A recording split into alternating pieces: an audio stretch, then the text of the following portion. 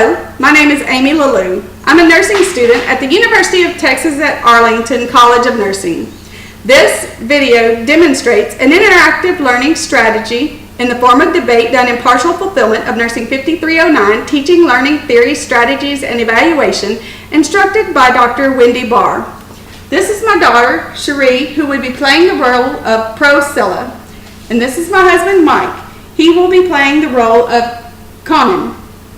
Capturing and holding the attention of students challenges teachers through the ages. Having a group of students that are engaged in learning and come to class prepared to discuss the situation at hand is an unusual occurrence, according to Dr. Chisholm. This could be done partially because of the traditional teacher-centered education system.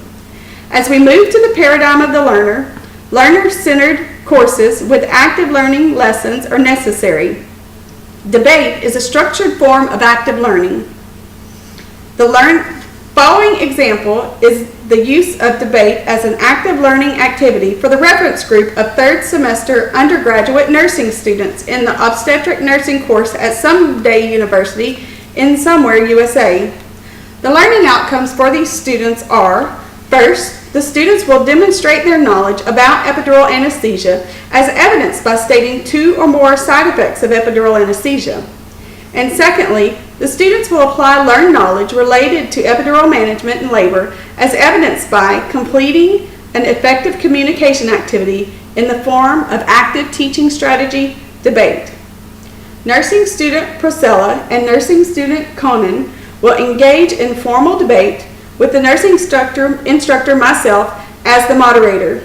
The students were given their assignment 2 weeks prior to the presentation so they would have time to prepare. The topic was assigned and may not represent the students' beliefs. In larger classes, the debate may be done in groups or teams, but for this issue, this debate is being done before the hospital administration in a classroom setting. This would be the role of the other students. As they consider this proposal for contracting an anesthesiology group to provide services 24 hours a day, 7 days a week to patients requesting epidural anesthesia. Currently at the facility, the patient must pay prior to entering the hospital for the epidural, and the physician must have an exclusivity contract with the anesthesia group before a patient can have an epidural. So now we'll hear the opening statement from Proscilla. Hello, my name is nursing student Proscilla, and I am a junior level nursing student. The right to pain relief is one of the known patient rights. The Joint Commission for Hospital Accreditation is clear on their insistence that hospitals make a full court press effort to provide pain relief to patients. Childbearing women are no different. They also have a right to pain relief. Epidural is the most effective pain relief for labor patients. Labor pain is intense, causing anxiety and fear that perpetuates the pain, according to Smith and Collins 2006. All women in labor should have the right to have an epidural if they choose this option and are medically able to have the procedure. According to Larson and Romey, 1997, there is no difference in C-section rate, dystocia, maternal or fetal complications, adequacy of analgesia, and degrees of satisfaction. Thank you. And now we'll have the opening statement from Conan. Hello, I'm nursing student Conan. Thank you for taking time out of your schedule to listen to our presentation. Normal vaginal delivery rate was only 35.1% with women who received epidurals. Babies had APGARs of 7 or less more frequently, and high-level resuscitation was more common with epidurals. Children born between 1976 and 1982 were studied, and those who had epidural and cesarean sections had higher learning disability rates than those with vaginal deliveries and no epidural, according to Chisholm 2009. Another fact from Chisholm 2009 is that failed epidurals happen more often than is generally recognized.